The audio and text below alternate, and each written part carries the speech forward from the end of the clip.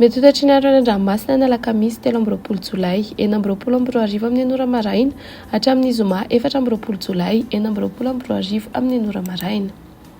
Tombarana ho mafy fitsokan-drivotra any amin'ny morontsiraka atsimo andrefana sy atsimon'ny nosy noho ny tsoka atsimo hatratra 580 km isan'ora ny hamafin-drivotra manomboka ny sabotsy 20 jolay.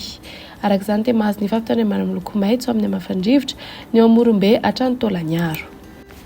Etsy andan'izay dia tombanana aherina be ny ranomasina any amin'ny morontsiraka afovoany andrefana atsimo andrefana atsimo ary atsimo atsinana nosy noho ny alon-drano avy atsimo na atsimo andrefana vinavinaina nodidina ny 2.5 hatramin'ny 3.5 metatra ny havon'ny onja amin'ny morontsiraka afovoany andrefana hatratra 3.5 hatramin'ny 10 metatra indraindray ho an'ny morontsiraka atsimo andrefana atsimo ary atsimo atsinana nosy manomboka ny sabotsy 20 jolay.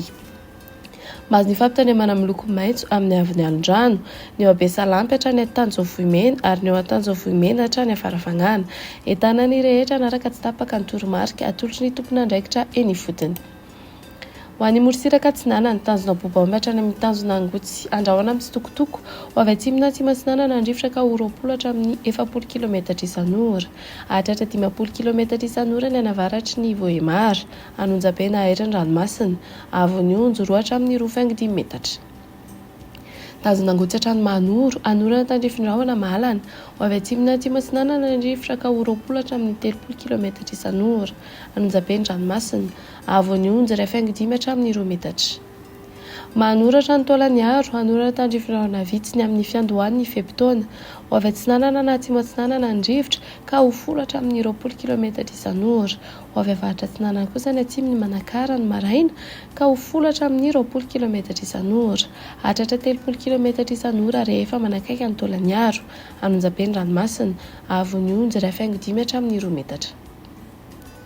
Taolagnaro hatrany amin'ny tanjona Vohimena andrahoana Malana ho avy atsinana na andrivotra ka ho 30 hatramin'ny 40 km isan'ora hatratra 50 km isan'ora indraindray Anonjabe na aherin'ny ranomasina avon'ny onjo 2 hatramin'ny 2.5 metatra isan'ny rano avy atsimo atsinana.